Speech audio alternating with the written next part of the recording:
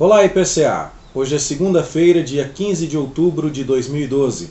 Nós estamos juntos há 246 dias lendo a Bíblia. E hoje vamos ler o quarto capítulo da primeira carta de João. Como dissemos no culto de ontem à noite, nesta carta João está procurando combater os resultados desastrosos que ensinos heréticos trouxeram para a igreja. Muitas pessoas que haviam sido instruídas com o Evangelho de João e com a verdade do Evangelho, do qual João era uma testemunha, agora estavam caminhando num terreno de dúvidas, por causa dos falsos ensinos, que a heresia que mais tarde veio a ser chamada de gnosticismo, e que, portanto, nesta época em que esta epístola foi escrita, por volta do fim do século I, nessa época, essa heresia que veio a ser chamada gnosticismo depois se chamava protognosticismo, ou melhor, acabou sendo chamada de protognosticismo pelos estudiosos desse período. Aquelas pessoas achavam que era por um conhecimento especial que só elas possuíam que se poderia aprimorar a alma o suficiente para libertá-la de um corpo mau. Como a alma era boa intrinsecamente e o corpo era mau, eles achavam que Jesus não podia ter as duas naturezas ao mesmo tempo. Alguns acharam que Jesus tinha uma aparência de corpo, mas na verdade era um fantasma, e com isso acabaram sendo conhecidos como docetas, porque essa palavra na língua grega significa apenas aparência. E outros chegaram a separar Jesus do Cristo, achando que o Espírito Eterno do Cristo desceu sobre Jesus no momento do batismo, mas o abandonou pouco antes da sua crucificação. Com essa heresia, essas pessoas achavam que a vida de santidade era algo desnecessário, porque o corpo era mau, mas o espírito era bom. Se o espírito estivesse iluminado pelo conhecimento correto, pouco importava o que você fizesse com o seu corpo. Então essas pessoas pregavam uma vida de devassidão. Devassidão essa que, inclusive, levava-os a se importar muito pouco com os irmãos que estavam passando necessidade. Então, como dissemos no culto de ontem à noite, os protognósticos, que eram os hereges que estavam atormentando a vida das igrejas para as quais João escreve, eles eram exclusivistas, eles tinham uma cristologia ruim, eles tinham um conceito errado sobre santidade e eles não viviam em amor aos irmãos. E para resolver esses problemas, João escreveu esta carta, que tem um caráter circular e que se dirige a várias igrejas da região, lembrando que ele havia instruído aqueles irmãos no nome de Jesus Cristo, o Filho de Deus, o Verbo encarnado, e havia proposto então àqueles irmãos e ensinado àqueles irmãos a verdade que salva, e que portanto eles poderiam ter certeza da sua salvação se estivessem firmados em algumas coisas, e portanto João propõe testes, não só para que o cristão que recebesse essa carta analisasse a si mesmo, mas para que também ele analisasse os falsos mestres. Ou seja, João quer confrontar os falsos mestres e ao mesmo tempo trazer certeza para a verdadeira igreja. Ele pede àquelas pessoas que examinem a doutrina. Jesus veio em carne, você confessa que Jesus é o Filho de Deus? Se você fizer isso, você está no caminho certo. E no capítulo 4 nós vemos um pouco a respeito disso. Veja no capítulo 4, versos 1 e 2. Amados, não deis crédito a qualquer espírito, antes provai os espíritos se procedem de Deus, porque muitos falsos profetas têm saído pelo mundo fora. Nisto reconheceis o Espírito de Deus. Todo espírito que confessa que Jesus Cristo veio em carne é de Deus. Todo espírito que não confessa Jesus não procede de Deus. Pelo contrário, esse é o espírito do anticristo, a respeito do qual tendes ouvido que vem e presentemente já está no mundo. Então João nos adverte aqui que, embora venha um anticristo final, aquele que vai perseguir a igreja tempos antes do retorno do Senhor Jesus Cristo, o espírito desse anticristo já está no mundo e tem agido através de diversos falsos profetas e tem proclamado diversos ensinos errados, como este de que o Senhor Jesus não veio em carne.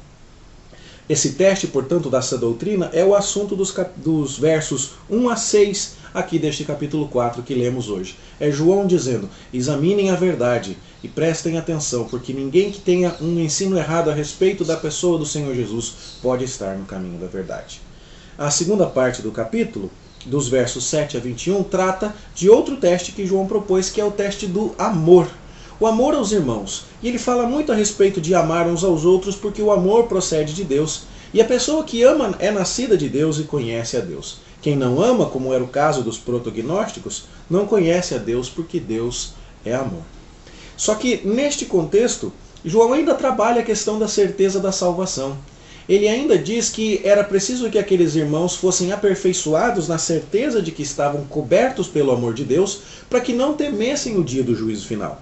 Veja no verso 17. Nisto é em nós aperfeiçoado o amor de Deus, para que no dia do juízo mantenhamos confiança. Ou seja, um cristão que tem o amor de Deus sendo aperfeiçoado nele, ele vai estar seguro o suficiente para não ter medo do futuro, do julgamento de Deus. Ele sabe que Deus o ama, que Deus é o seu Salvador, que Deus habita nele, então ele não precisa temer. Quais são os fundamentos pelos quais João espera que aqueles irmãos sejam aperfeiçoados no amor de Deus? Primeiro porque, diz o verso 13, Deus nos deu do seu Espírito. Aqueles irmãos tinham o Espírito de Deus, que inclusive os habilitava a julgar os falsos profetas. E o Espírito Santo habitando em nós é uma evidência de que Deus nos ama e uma prova de que nós não precisamos temer o dia do juízo. Depois, a obra do Filho. Diz o verso 9 que Deus enviou o seu Filho unigênito ao mundo para vivermos por meio dele. Diz o verso 10 que Deus nos amou e enviou o seu Filho como propiciação pelos nossos pecados. E esse amor de Deus, a ponto de mandar o seu Filho por nós, ele acaba se expressando na nossa vida, como diz o verso 11, no amor uns para com os outros. Ou seja, meu irmão, você tem amado os seus demais irmãos como Deus amou você, mandando Cristo para morrer por você? Se você está fazendo isso, você também evidencia, meu querido, que você não precisa temer o futuro. Você pode ter essa confiança de que no dia do juízo você estará em paz, estará salvo. Então você não precisa ter medo. Diz o verso 18 que nesse amor que é aperfeiçoado em nós, não existe medo. Antes o perfeito amor lança fora o medo. Ora, o medo produz tormento, logo aquele que teme não é aperfeiçoado no amor. Esta é uma palavra para alguém que porventura esteja receoso do dia do juízo. Será que serei salvo? Será que estarei quites aos olhos da santa justiça de Deus? Então João está dizendo, aperfeiçoe-se no amor. Lembre-se que Deus te deu o seu Espírito. Lembre-se que Deus amou você a ponto de mandar o Filho dele para morrer por você. E agora veja se você de fato está sendo aperfeiçoado nesse amor, enquanto você rejeita o erro dos falsos profetas, enquanto você ama os seus irmãos, enquanto você procura viver uma vida de santidade. Se estiver sendo assim na sua vida, você está sendo aperfeiçoado no amor de Deus. E você não precisa viver com medo. Antes, o amor de Deus aperfeiçoado em você vai fazer com que você lance o medo fora. E você então vai poder caminhar uma vida em paz, uma vida tranquila, uma vida segura.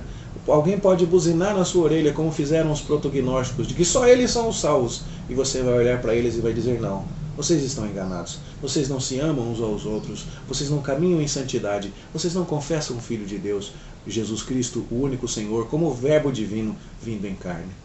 Então, meus queridos, a grande mensagem deste capítulo está em harmonia com toda a epístola, mas aqui neste particular, neste verso 18, nós vemos aqui que se nós estamos sendo aperfeiçoados no amor de Deus, nós não precisamos ter medo.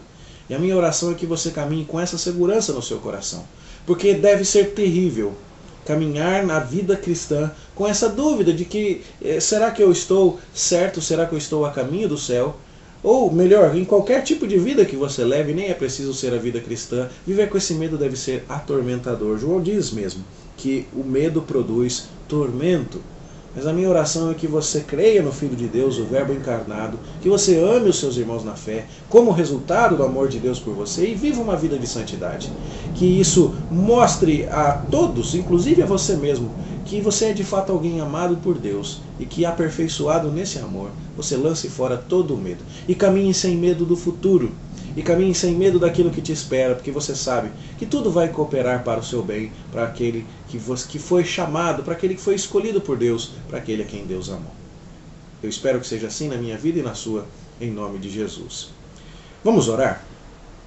Senhor, muito obrigado por mais este capítulo que hoje lemos, por esta compreensão da Tua Palavra. E agora, Pai, ajuda-nos a sermos aperfeiçoados no Teu amor, de tal forma que numa vida de santidade, numa vida de amor para com os irmãos e numa vida de verdade a respeito da Tua Palavra, de conhecimento dela e de aceitação dela, estejamos sendo confirmados na salvação que o Senhor nos deu, no amor que o Senhor nos dedicou.